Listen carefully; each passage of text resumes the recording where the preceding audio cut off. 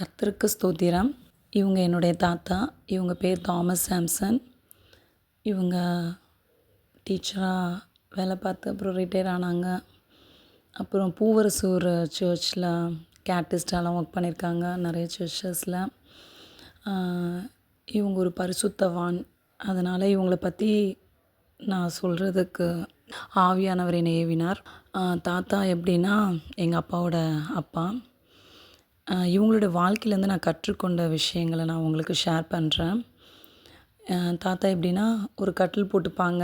அது மேலே பாட்டு புக்கு பைபிள்லாம் வச்சுட்டு எப்போவும் ப்ரேயர் பண்ணுவாங்க. முழங்காலே தான் நின்னாங்க. 83 வயசு வரைக்கும் தாத்தா முழங்காலே நின்னாங்க.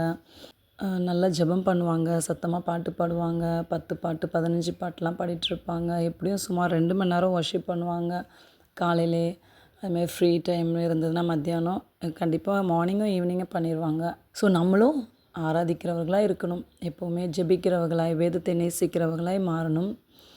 அதுக்கப்புறம் தாத்தா என்ன சொல்லியிருக்காங்கன்னா, அழகாக இருந்தோன்னா சிம்பிளாக ட்ரெஸ் பண்ணணும்லாம் சொன்னாங்க.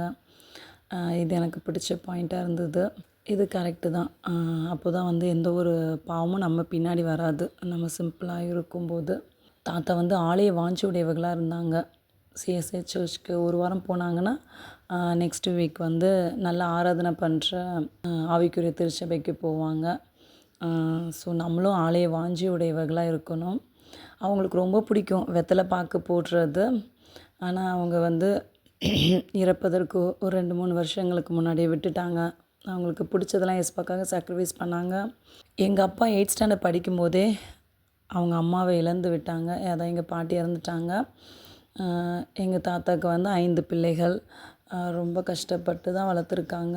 உதவி செய்கிறதுக்குன்னு ஏசப்பா எங்கள் பாட்டியோட அக்காவை அரேஞ்ச் பண்ணி வச்சுருந்தாங்க. அதனால் எங்கள் தாத்தா திருமணமே பண்ணாமல் 5 பிள்ளைகளையும் வளர்க்க ஏசப்பா கிருபை செஞ்சுருக்காங்க. இது ஒரு சாக்ரிஃபைஸே.